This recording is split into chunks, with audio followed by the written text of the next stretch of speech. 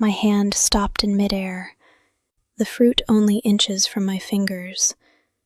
The whole garden silent around me. The serpent waited. She no longer needed to speak. I stepped back.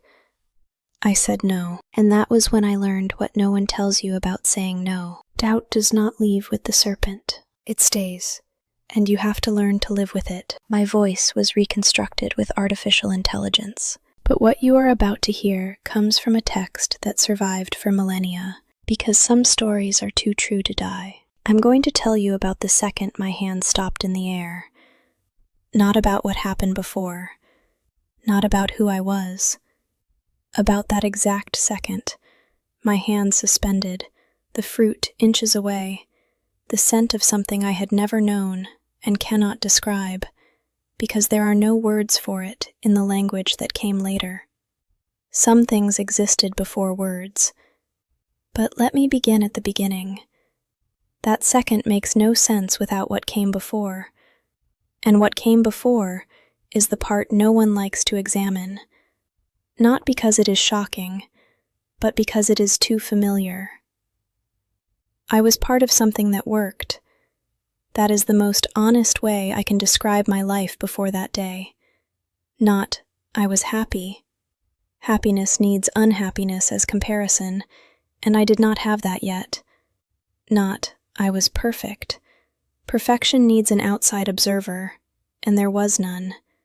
There was only participation. I would wake, and the garden was there, whole, damp with dawn, smelling of soil that had just drunk rain. Leaves held drops that fell when the wind passed, a small, patient sound, like someone speaking softly. I knew that sound. It told me the day had begun. Adam named things.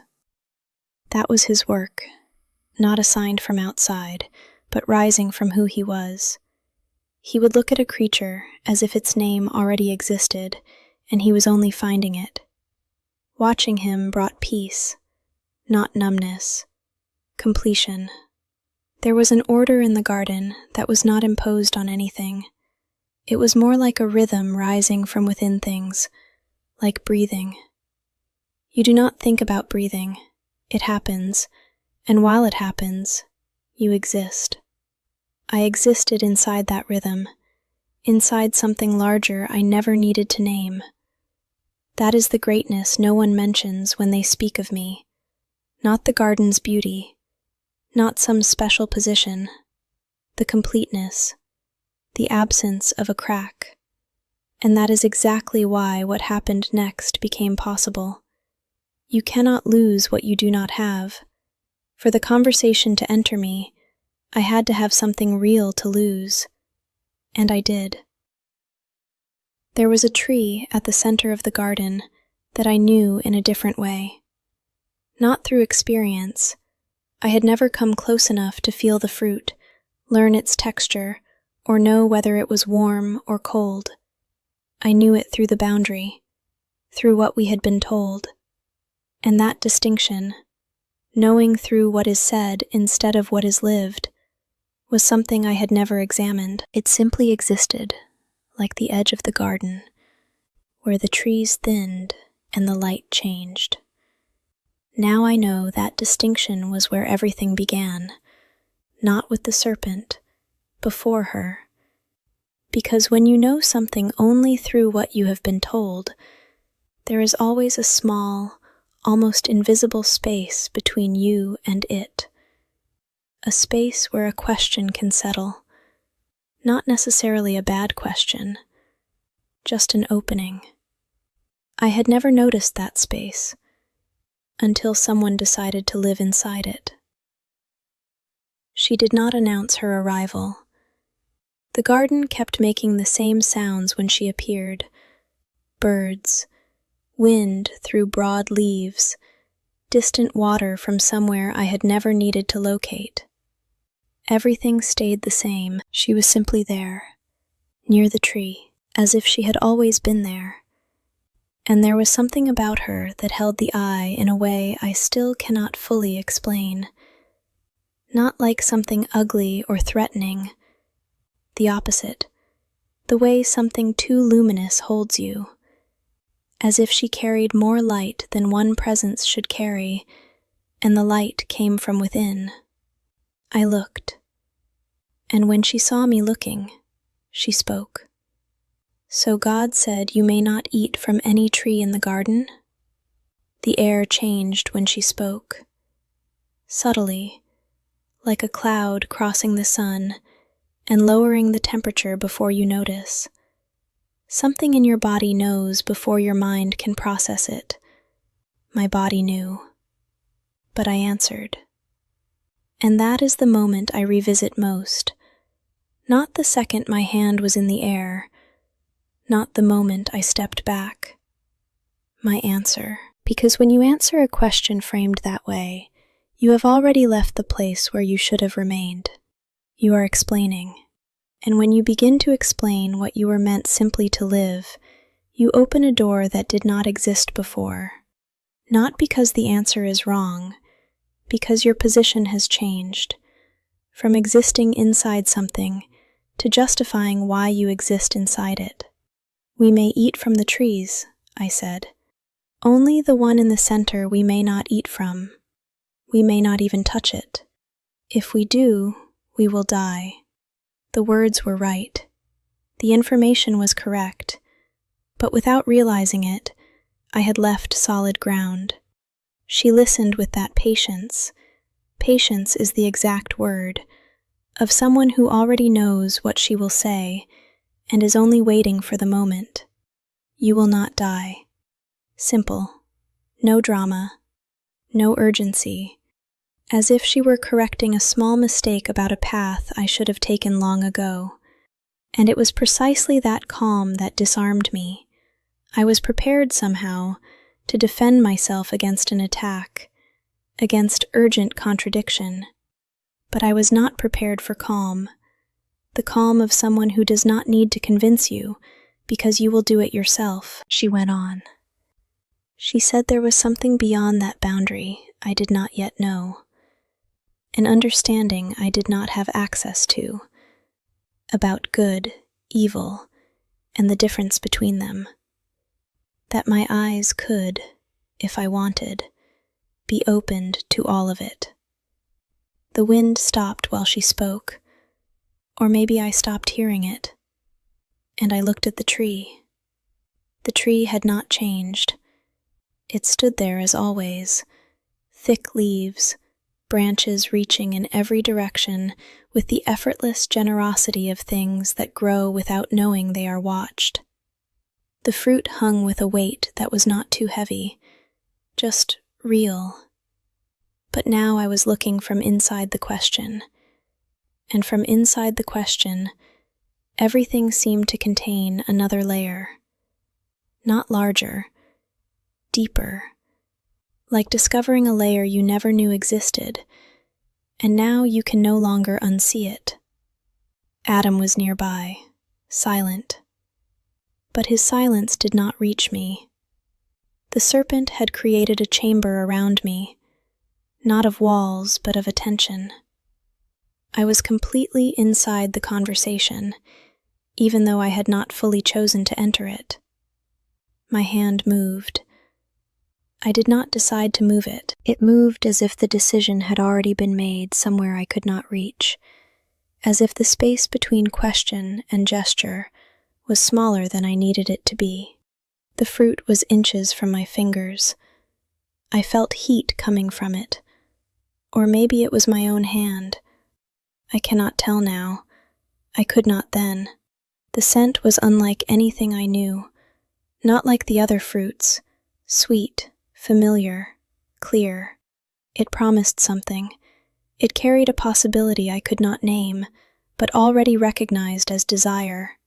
And it was then, with my hand in the air, the scent, the warmth of my fingers inches from the skin, and the serpent beside me in absolute silence, waiting with the patience of someone who already knows the outcome, that something in me stopped.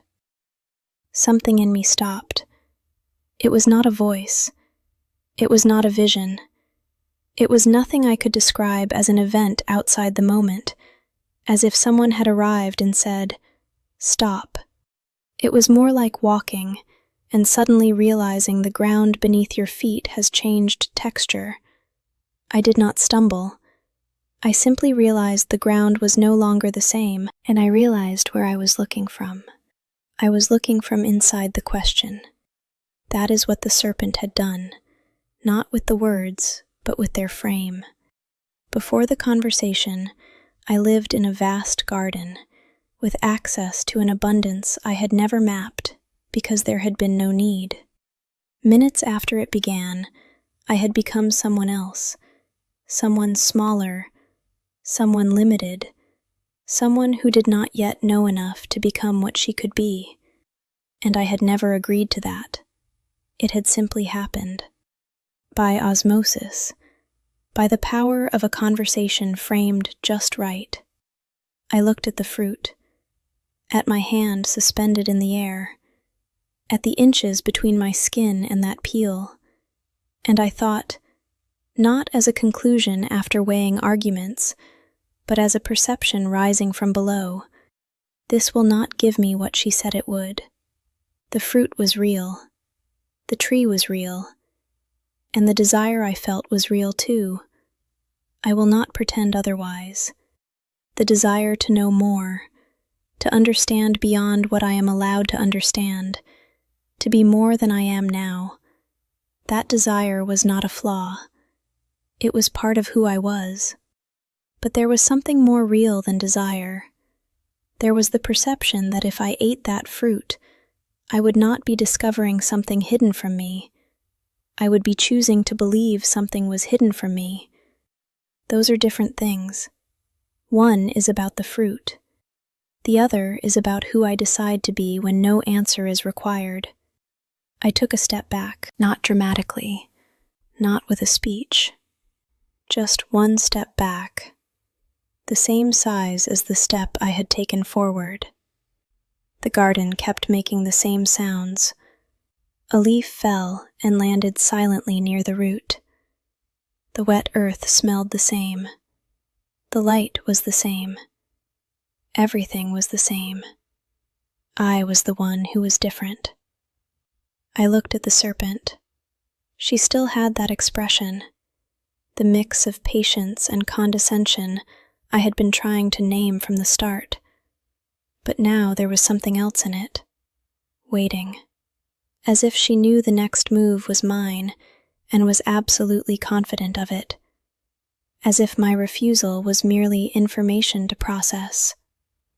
"No," I said. She waited. "I will not eat." Silence. And then she did something I did not expect. She did not argue.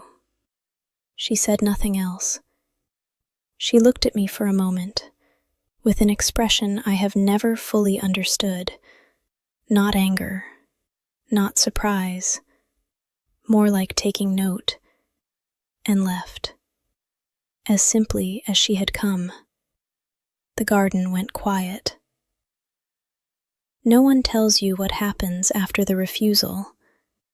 Stories always end in one of two places, the fall or the victory, as if once you say no, the problem is solved, as if the serpent leaves and takes the question with her.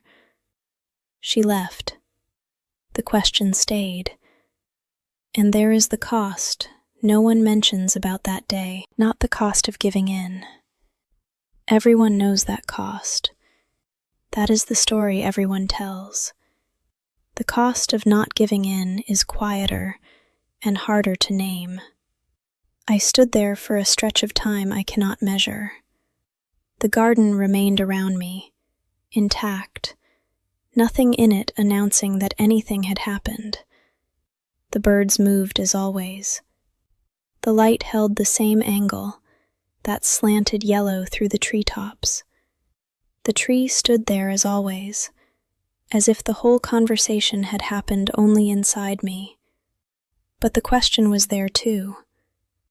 What was on the other side? I would never know. That was the equation. I just had not understood it until then. Before the serpent, the tree was simply the tree we did not touch, a boundary like any other, like where the garden ended and the desert began. You do not cross it, not because you cannot, but because that is not where you are going. After the serpent, the tree became a question with roots deeper than the tree's own. Adam returned later. The light had changed, from sharp yellow to the wider gold before evening, when shadows lengthen without growing darker, and the whole garden seems to breathe more slowly. He arrived without knowing what had happened. I had to tell him, and while telling him, I realized the story changed slightly. Not that I lied, but some parts became shorter than they had been. I spoke of her question, my answer, the step back. But that second when my hand moved on its own, as if the decision had already been made somewhere I could not reach, stayed inside me. That too was a cost, smaller than the others, but real. Adam listened as he always did, as if every detail mattered. When I finished, he was silent for a time that felt too long for what I had said. Then he said, "She will come back." Not as a threat, as an observation, the way he described something he knew well, neutral, precise, without drama. "I know," I said, "and the question will too." I said nothing, because there was something in that phrase, "the question will too," that touched a place where I was not ready to be touched. The question was not only what lay beyond the boundary, it was deeper. Are you sure what is here is enough? And I was not sure, not with the certainty I had before. Before the conversation, the garden's sufficiency was invisible because it was the air I breathed. You do not think about air while breathing. After the conversation, I knew it was a choice to be made again whenever the question returned. That was the true cost of that day, not the crossed boundary. I did not cross it. Not the eaten fruit. I did not eat. The cost was losing the innocence of sufficiency. From that day on, the garden remained the same trees, rhythm, and abundance. But I would never again wake there without knowing a question waited near the central tree, and that I would have to choose again what to do with it. We sat together for a while. The last light bent through the leaves and reached the ground like something ending. Not with sadness, with the simple seriousness of passage. The garden had become a slightly heavier place to be. Sufficient, but heavier. Long after that day, I read what was written about all of this, about the garden, the conversation, what could have been, and what was, about those who came after me, the generations who received the story secondhand and had to imagine what I had seen with my own eyes. And somewhere in it all, I found a description of that land, where the garden stood, with those trees, with the river dividing before flowing in 4 directions, as the most fertile place anyone could imagine. The writer used words I understood immediately. I had seen it. I knew that place from the inside, and I thought, yes, exactly. And I also thought, the writer understood something I only learned that day, that sufficiency is not the absence of desire. Enough does not mean you do not want more. The garden can be full, and you can still feel the pull of the question beside the central tree. The truth that day taught me did not arrive in the second of refusal. It came later, in that silence with Adam, in that last light folding through the leaves, when I understood I would have to choose again tomorrow, and the next day, and the days after that. The truth is this: between feeling and action, there is a space, a small space, sometimes a second, sometimes less, but it exists. It always exists. And in that space lives who you are, not who you were, not who you will become, but who you are when the choice is in front of you and no one is watching. The serpent does not steal that space. She contracts it. She uses the right frame, tone, and patience to make the distance between desire and action seem imperceptible, to make the movement of the hand feel inevitable instead of chosen, so that when you look back, you cannot say exactly when you decided.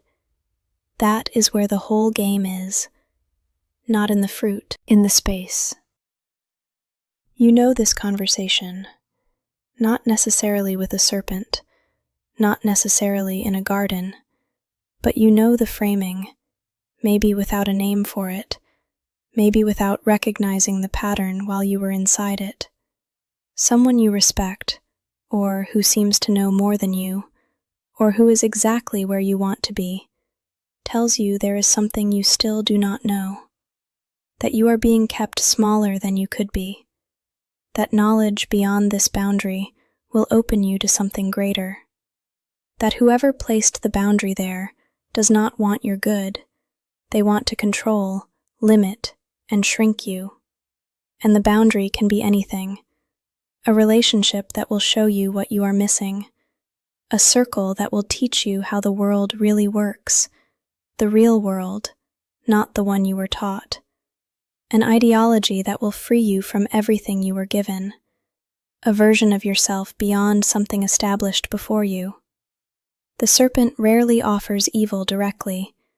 Direct evil is easy to refuse.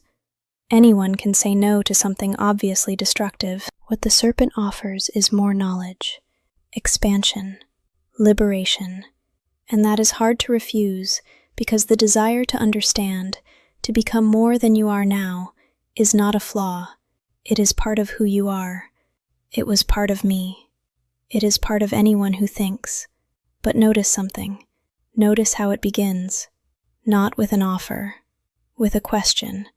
A question that already assumes an answer. That places you on defense before you say a word.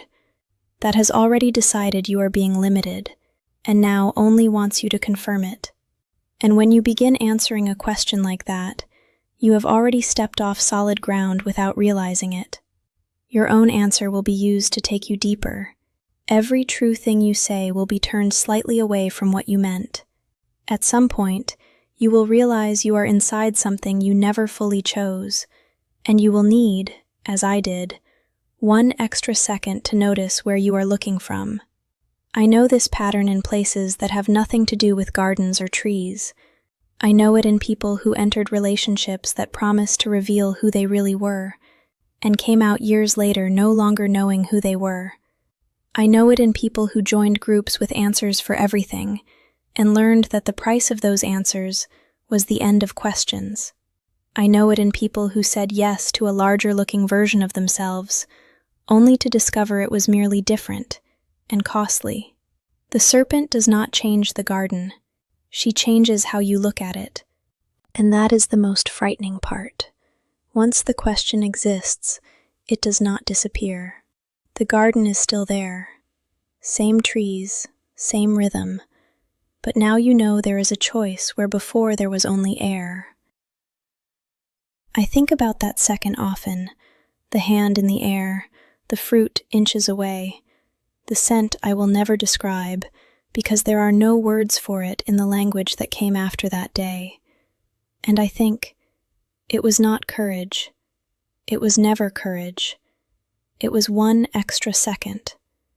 It was realizing, in that second, that I was looking from inside a frame that was not mine, and that I had the choice to step out of it.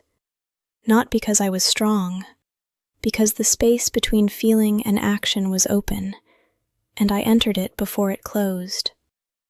The serpent will come back. She came back for me. She will come back for you too. Maybe she has already arrived with a different name, and a fruit that looks nothing like mine, but with the same logic, the same tone, the same patience of someone confident in the outcome.